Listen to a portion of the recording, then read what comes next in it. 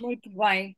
Ah, Pronto, em primeiro lugar, eu agradeço o convite, agradeço particularmente às professoras Jéssica Falcone e Ana Mafalda Leite, o me terem convidado para aqui estar, pedindo ao mesmo tempo desculpa, por não estar aí, gostaria, mas como expliquei, hoje à tarde vou dar, uma frequência, seria difícil mudar as aulas, uma vez que na próxima semana tenho um congresso e vou ter também de faltar e organizar as minhas aulas. Seria mesmo muito difícil estar aí, lamento, mas dou os parabéns à organização e insisto que é um enorme prazer aqui estar.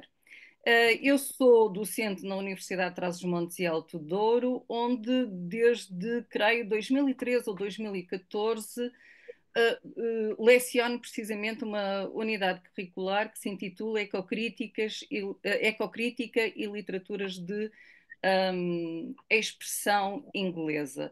E, portanto, eu tenho trabalhado essencialmente, e agora pegando nas palavras da professora Helena Brugioni, que eu vi com muita atenção, eu tenho trabalhado sobretudo o cânon do mundo anglo-saxónico e este convite que me fizeram permitiu-me precisamente utilizar todas aquelas palavras que a professora também utilizou de revisitar, reler, repensar o meu trabalho, o meu percurso que tem sido realizado nesta área há alguns anos.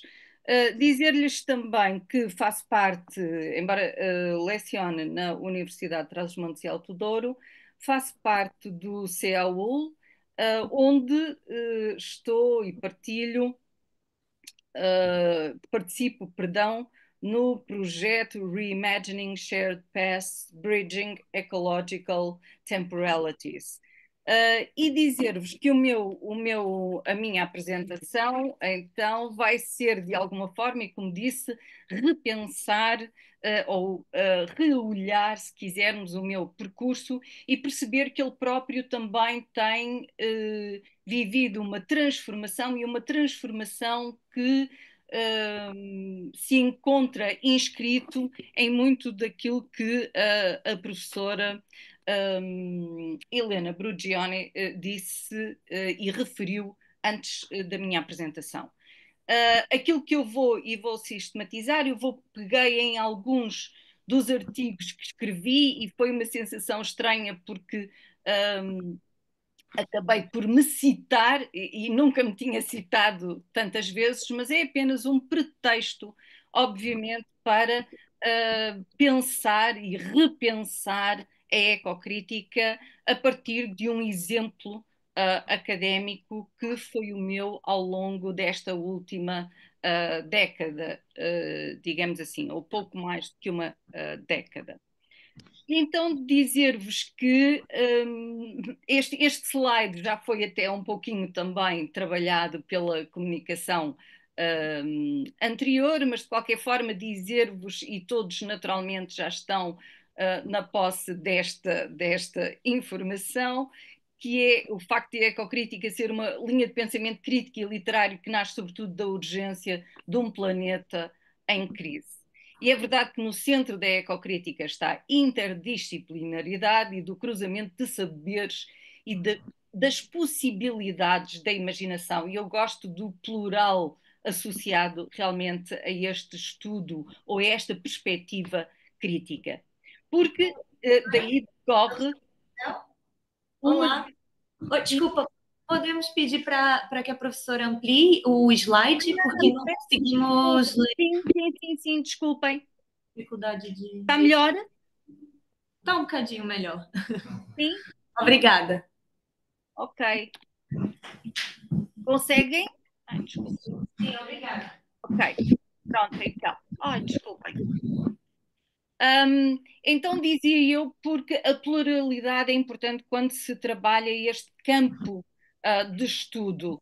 e porque, como já foi referido, decorre uma diversidade de abordagens e modos de leitura que vão desde o ecofeminismo, já aqui referido, aos estudos pós-coloniais, aos estudos sobre o solo, a água e o ar, que aqui também já foi de alguma forma referido, estudos sobre história e ciência ambiental, estudos sobre justiça ambiental, estudo sobre o animal não humano, nomeadamente aves, primatas ou peixes, possuindo um tipo de inteligência terrestre de que a escritora Linda Hogan nos fala, estudos sobre alterações climáticas, estudos queer e, inclusive, estudos zen. Isto são apenas, naturalmente, algumas das possibilidades de abordagem e de linhas de leitura.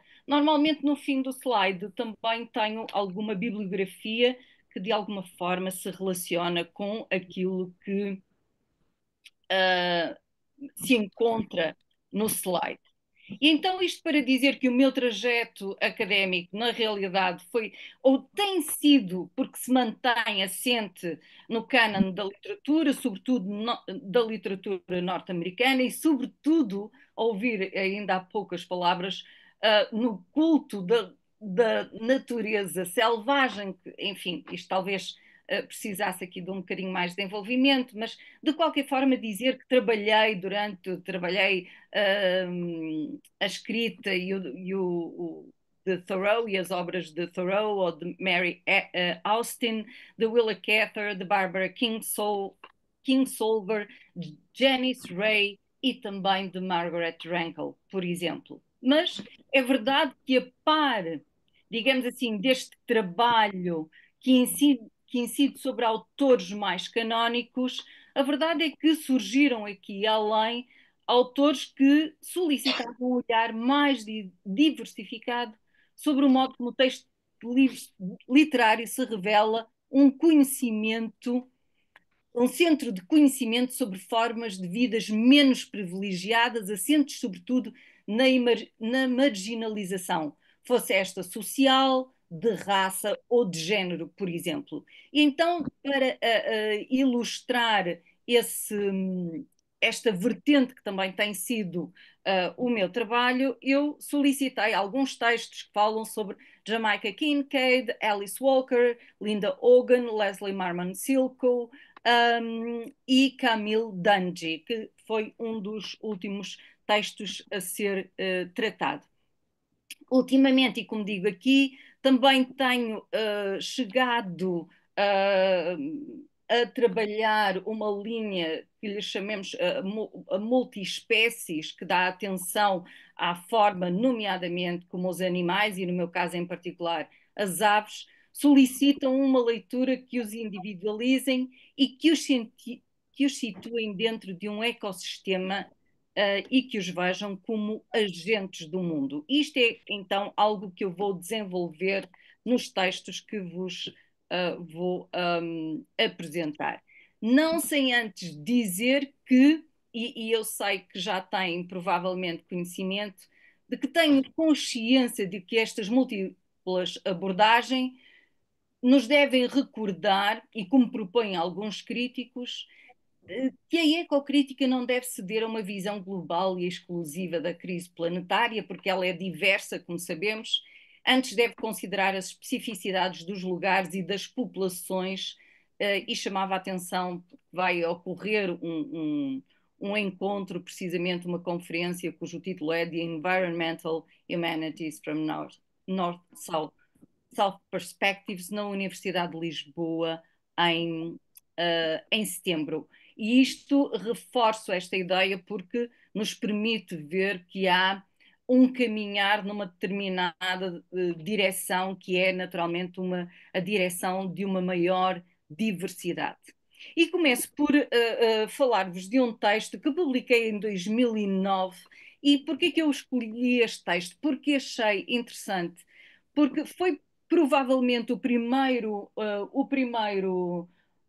congresso ou conferência que assisti focado na ecocrítica e que teve na base não um departamento de literaturas anglófonas, mas precisamente o departamento de estudos portugueses e franceses da Universidade do Porto, um congresso que teve precisamente lugar em 2008 e que se intitulava Ecocrítica, Jornada de Reflexão, Ecocritique, Journée de Réflexion. Isto, como disse, teve lugar em 2008. E aí apresentei um texto em que eu partilhava uma primeira abordagem à ecocrítica, era aquilo que eu tinha à minha disposição nesses anos. Dizendo aqui além que, por exemplo, se a constatação de que existem e sempre existiram autores que tratam o mundo que nos rodeia de forma mais íntima e subjetiva, como alargamentos de alma, na medida em que se predispõe a incidir, a incluir o outro, é relevante salientar que esta abertura resulta de um olhar e de um diálogo interdisciplinar, quer dizer, a capacidade que um autor manifesta a aceder a um outro tipo de conhecimento. Por exemplo, a polifonia de vozes de Bakhtin relaciona-se com a perspectiva de Charles Darwin de que cada criatura se define através da interação com outros seres. Nestas considerações, digo eu, acerca da ecocrítica, temos de ter em conta uma componente ética, indissociável do que é inovação que esta perspectiva crítica nos propõe. E é precisamente em território americano que Aldo Leopold, e devem naturalmente conhecer, já vai aparecer a referência um pouco à frente, em meados do século XX, propõe o alargamento do conceito de comunidade, que esta passa a incluir os solos, as águas, as plantas e os animais, sugerindo que o homem chama a si uma outra função que não apenas de conquistador, antes que se torne membro e cidadão pleno da comunidade da Terra. E esta é uma referência que me parece importante. Existe uma tradução portuguesa com o título de Pensar como uma montanha e que foi publicado em 2008 em Portugal, quero eu dizer. Nesse texto eu falava também do Walden, de Henry David Thoreau, para chamar a atenção para isto.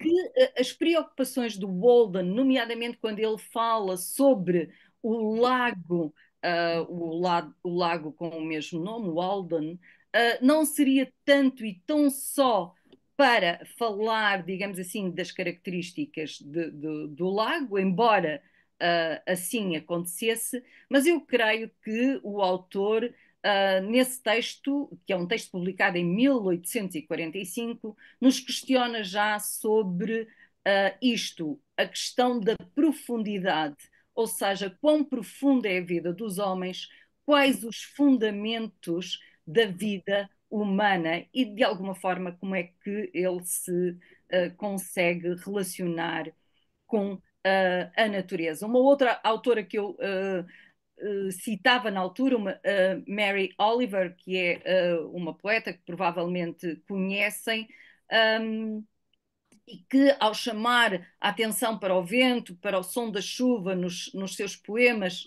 diferente consoante o local onde cai, para o carvalho, para a folha do carvalho, ela não pretende falar destes elementos, mas falar por eles. E então interpela-nos. Consegues imaginar uma árvore durante a trovoada ou debaixo da chuva num dia de verão, ou coberta pelo manto de neve no inverno? Portanto, esta capacidade de nos imaginarmos um outro que eu acho que creio que está também muito próximo do interesse que a ecocrítica nos traz.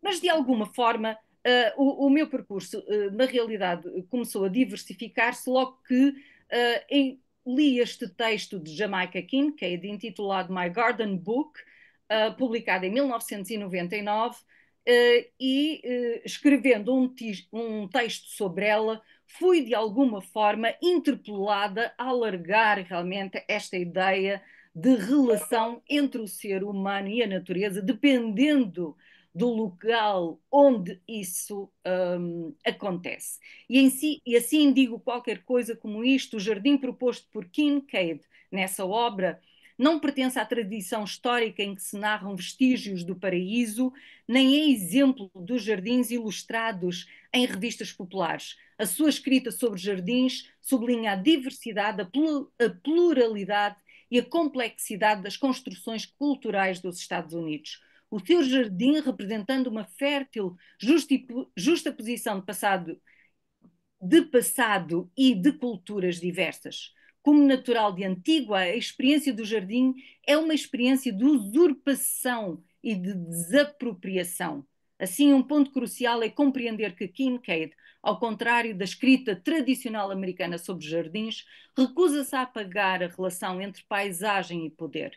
Ela insiste na ideia de perturbação e desordem, com o objetivo de reforçar uma inquietação histórica mais ampla e argumentando que a história dos jardins está intimamente relacionada com a exploração da natureza e das pessoas. E aqui foi essencial não só o livro dela, mas também uma autora já aqui referida, Ellen Tiflin, numa obra intitulada Caribbean Literature and the Environment Between Nature and Culture. E uma outra autora, um outro texto, uma outra abordagem que de alguma forma ajudou a realçar a diversidade epistemológica do mundo. E aqui falo, e vou abreviar, falo essencialmente de dois textos. Um deles é o de Gardens in the Dunes, de Leslie Marmon Silko, e um outro que surgirá no slide seguinte, de Dwellings, uma obra de Linda Hogan. E aqui neste texto e naquilo que estudei para este texto, naturalmente surge mais uma vez a ideia de que os estudos indígenas, os estudos daqueles autores que nos levam a olhar a história, neste caso a história dos Estados Unidos, de uma outra forma, é absolutamente importante, porque, como eu digo aqui, Gardens in the Dunes apresenta a visão mais tradicional das culturas nativas, por oposição ao mundo sofisticado dos americanos e europeus. Acima de tudo, neste romance é abordada a relação entre o ameríndio e a natureza, não de uma perspectiva privilegiada, ou seja, partindo de uma situação de harmonia, mas pelo contrário, situando a ação em reservas de águas, em minas abertas de urânio, em zonas de fronteira. Manifestamente, Leslie Marmon Silko quer deslocar-nos de uma zona de conforto, convidando o nosso olhar a aproximar-se de gente marginalizada, sem recursos, vivendo em áreas ambiental e socialmente problemáticas, ou, para utilizar também a linguagem que foi utilizada na apresentação anterior, estamos perante um exemplo de ambientalismo literário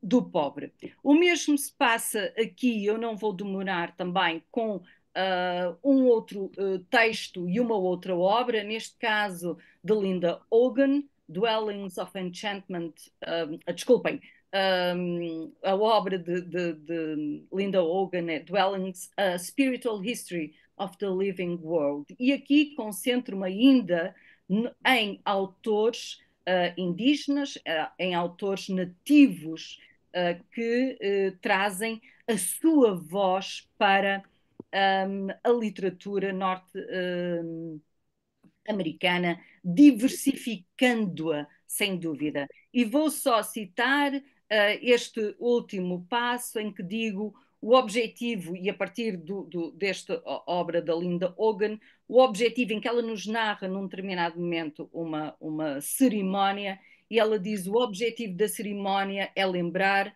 não só que a antiga lição entre humanos e não humanos foi quebrada, mas que é necessário reparar essa separação.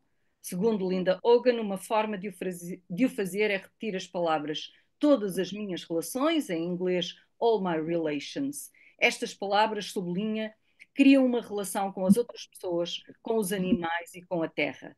Esta ideia é o núcleo vital, não só do ensaio com o mesmo nome, All My Relations, e que faz parte dessa obra Dwellings, de Linda Hogan, mas de toda a obra da autora. Fazer com que o leitor compreenda que os seres humanos pertencem ao universo cósmico, ou uma casa maior. E eu julgo que esta ideia da casa maior é também uma ideia que tem acompanhado esta perspectiva crítica, esta linha de pensamento crítico, ou seja, convidar o leitor a ter uma ideia de que a sua casa é este universo cósmico e é bem maior do que o local onde possa viver. Para mim foram essenciais neste texto também as obras que provavelmente alguns de vós conhecem, do David Abram, The Spell of the Sensuous, Perception and Language in a More Than Human World, também da Johnny Adamson, Eco-Criticism and Indigenous Studies, Conversations from Earth to Cosmos, e conhecem também, com certeza, Paula Gunn Allen, The Sacred Book Recovering the Feminine in American Indian Traditions.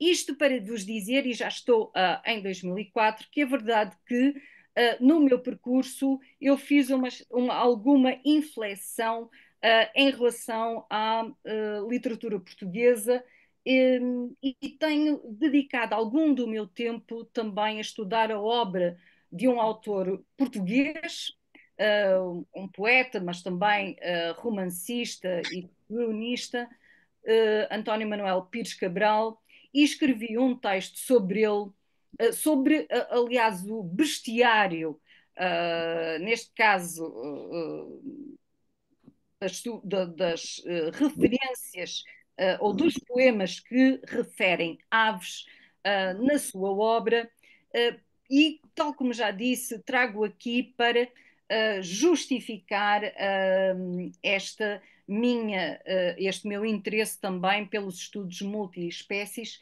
que o ano passado teve também concretização numa outra obra, mas que ainda não consegui concretizar em texto, ainda não foi publicado, um texto de um escritor inglês, Adam Nicholson, e que publica The Seabirds Cry, The Lives and Loves of Puffins, Gannets and Other Ocean Voyagers, ou seja, uma obra sobre aves, mas neste caso aves de um contexto marítimo que me interessa também particularmente e que será o próximo texto a escrever. Mas então, para partilhar convosco, trouxe este que tenho sobre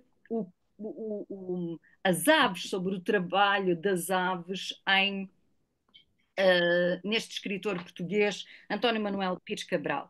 E neste texto eu digo qualquer coisa como ou vou buscar, aliás, alguns teóricos que me interessam, neste caso Donna Haraway, Tom Van Duren, Jennifer Bladow, sim, desculpem, Kyle Bladow and Jennifer Ladino, desculpem, é este, na obra, sim, Affective Eco-Criticism, Emotion, Embodiment and Environment, Janet Bennett e uma senhora também de quem gosto bastante da abordagem que ela faz, uma senhora australiana de nome Deborah Bird Rose, e que provavelmente também conhecem. Isto para então, dizia eu, para dar conta do meu interesse sobre esta outra linha de leitura e que está relacionado com estes estudos multiespécies, em que Haraway nos diz qualquer coisa como a sua visão assegura que o encontro entre humanos e aves cria narrativas, tornando o mundo mais rico. O meu argumento, digo eu, é que ouvir outras espécies e contar ativamente histórias sobre elas representa uma prática de continuidade. E este é um termo de Haraway, ongoingness. Um processo que, segundo Haraway, significa nutrir ou inventar ou descobrir ou de alguma forma reunir formas de viver e morrer bem uns com os outros na tessitura de uma terra cuja habitabilidade está ameaçada. O que torna a perspectiva da Haraway relevante para a minha leitura das aves nos poemas de Pires Cabral, é o facto de animar e justificar o potencial que o tratamento poético das espécies pode ter em tempos de extinção, extermínio e extração.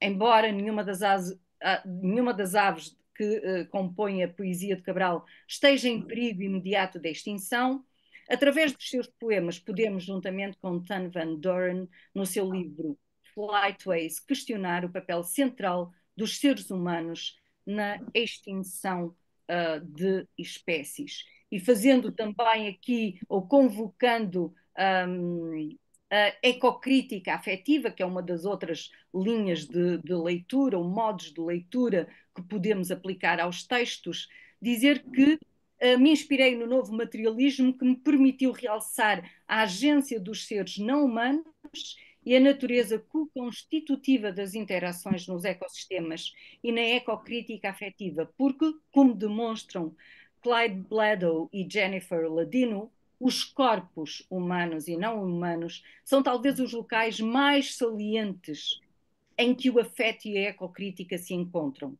Tanto o materialismo como a crítica ecocrítica afetiva, inspirando-se, por exemplo, no trabalho de Jane Bennett e Alexa von Mosner, contribuem para que o leitor perceba o modo como as ligações e trocas afetivas infundem um mundo material vivo, no qual estamos profundamente inseridos juntamente com outros seres.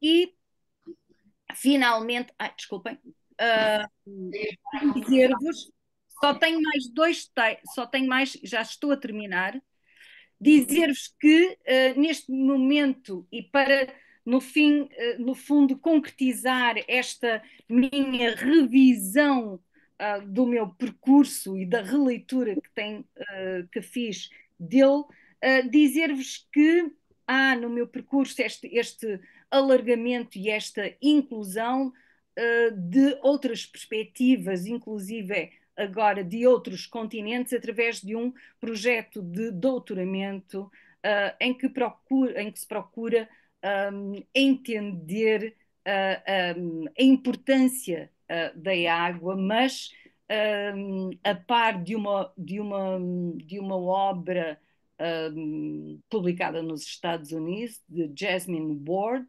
Salvage the Bones. Vamos tratar também da Hungry Tide, de Amitav Ghosh, e Oil on Water, de Helen Abeles. Portanto, para dar conta desse alargamento, como eu dizia, da minha perspectiva sobre os textos. E, de alguma forma, só partilhar convosco, que é o último slide, de que tenho presente que perante as minhas opções eu posso ter no meu horizonte estas perguntas: que tipo de ecocrítica pratico ou procuro na ecocrítica? E tentando responder, fui buscar a Serenella Iovino uma definição ou uma resposta para isto mesmo, não é? Que pensar a ecocrítica como uma ferramenta analítica que me permite destacar aspectos discursivos que apontam para a mudança. E eu creio que a palavra mudança é aqui essencial. Uma mudança social, estética, ética, e assim ver nos textos literários uma possibilidade de acender a consciência humana para questões relacionadas com as interrelações entre o ser humano e o mundo natural, aqui incluindo plantas, animais, minerais, ou seja, um mundo biótico e abiótico. Creio, como ela, que os textos literários estimulam a nossa atenção e a nossa ação. E para terminar mesmo, dizer que há muitos nomes para a nossa condição atual e conhecem-nos com certeza, desde o antropoceno, o capituloceno, o plantatinoceno, o plutonoceno, mas seja qual for o nome, o que parece relevante são as práticas de atenção ao modo complexo como todos nós, somos resultado da interligação com os outros. E aqui faço referência a um outro texto que me parece também essencial e publicado numa revista Environmental Humanities. E é tudo, agradeço a vossa atenção.